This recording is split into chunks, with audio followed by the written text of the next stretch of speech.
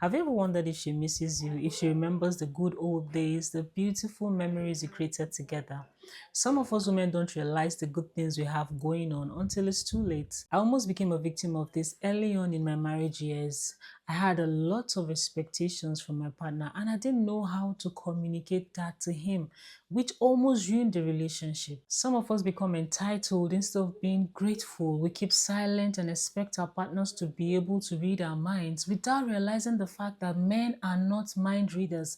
And if you want something, then we need to actually say it. For other women, it's about projecting your fears onto this man. Just because you've been hurt before, you think that every other man out there is the same. Like some men also have this resentment and reservations about women, thinking that just because they've been hurt before, every other woman out there is also there to get you, to rip you off, and do all of those crazy things.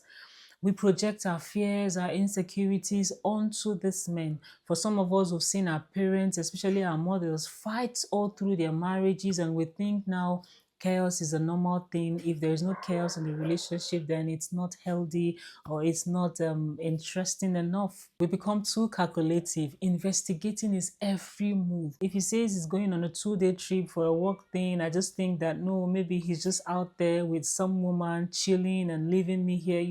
We can go on and on and on with all of this. But the truth is, you can never know the true value of a thing until you lose it. And the grass is not always greener on the other side. So let's look at some of the mistakes we women make with the men in our lives that is ruining our relationships on a daily basis. The first one is comparison. You see, when you compare your partner to anybody, you don't have time to love them. You're too busy comparing these, his looks, the way he talks, the way he eats, the car he drives, where he lives, how he relates with people. You're too busy comparing him with the whole world that you don't have time to love him.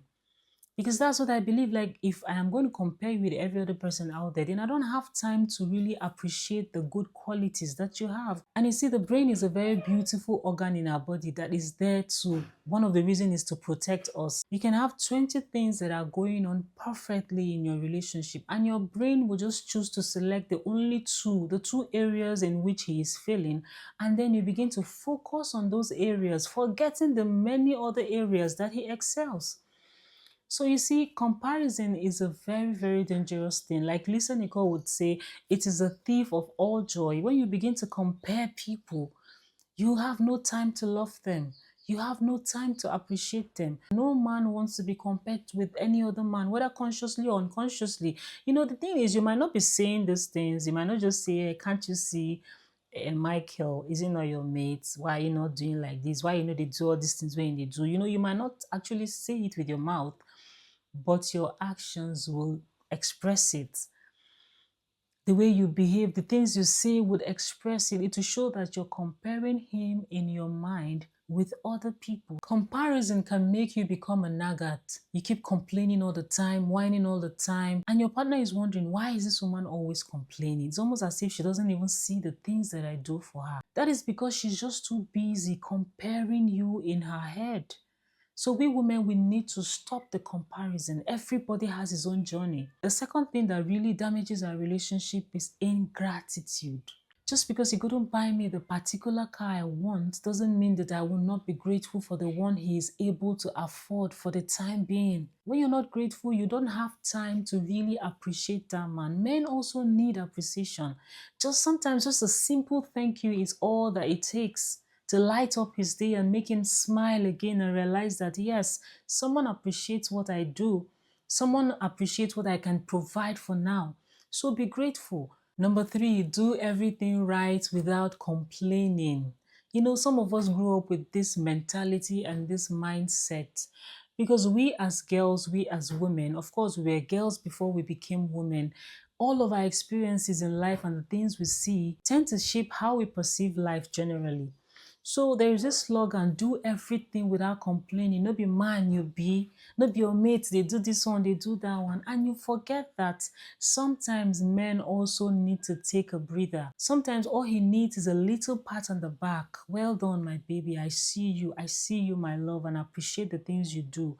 Thank you so much. You see, just these two, three lines is enough to make him like pump him up again, and he would feel like he can conquer the world. And when a man feels like he can conquer the world, honestly, it's going to show in your relationship, because he will become more productive. And once he becomes more productive, what happens is able to provide more, able to give you more, which will make you even more happier and the relationship more smoother. Do you get? So a little appreciation. You see, we women have a lot of power of influence, but unfortunately, a lot of us do not realize it. We have so much power just by that gentle words. My love, thank you. I love you for the things you do.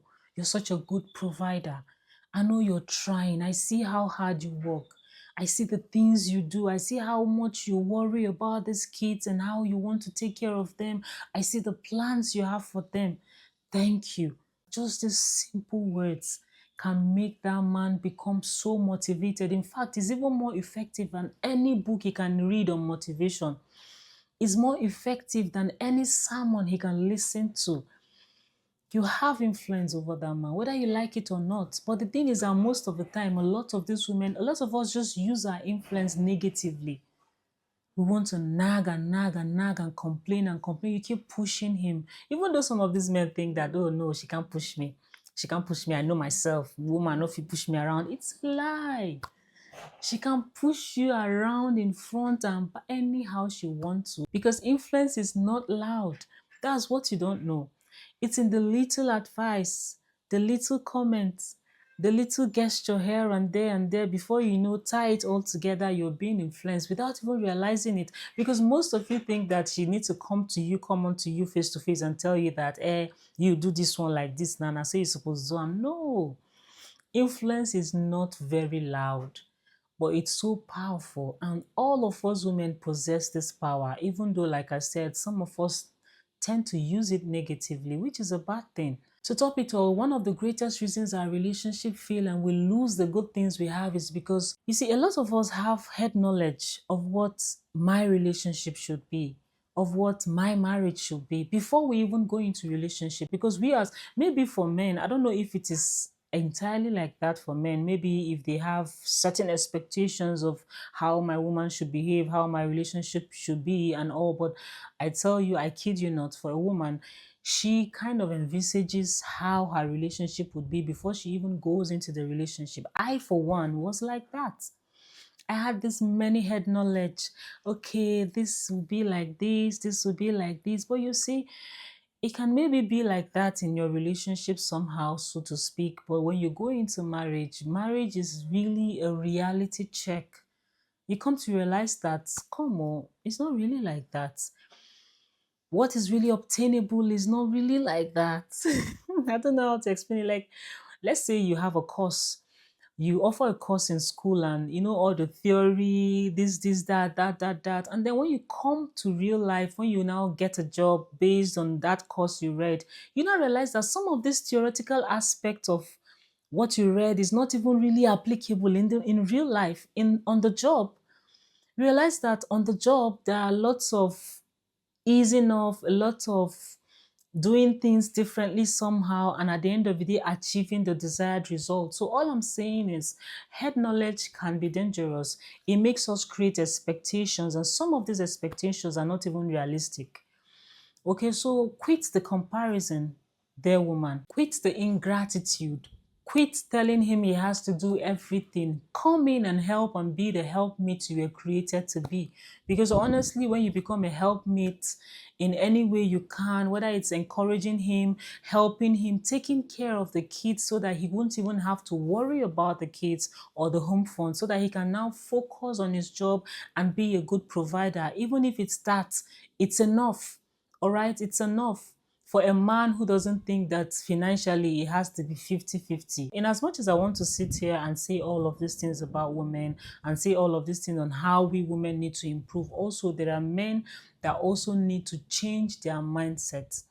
If you're a man who thinks that when it comes to finances, it has to be 50-50 squared down, then maybe this will not work for you, because if you now have a wife who probably is not earning money, but she's taking care of other things, you might not even be able to appreciate her. So all I'm saying is that we women, we need to step up. Step into your role of influence. And like I said, influence is not very loud. Step into your role of encouragement. Step into your role of being the helper that you were created to be. I hope this video helps someone. I hope you find it valuable in some way. If you do, don't forget to leave a like, leave a comment, and let me know what you think about this subject. Thank you so much. If you like this video, also check out this one on the screen. I'll see you right there. Cheers.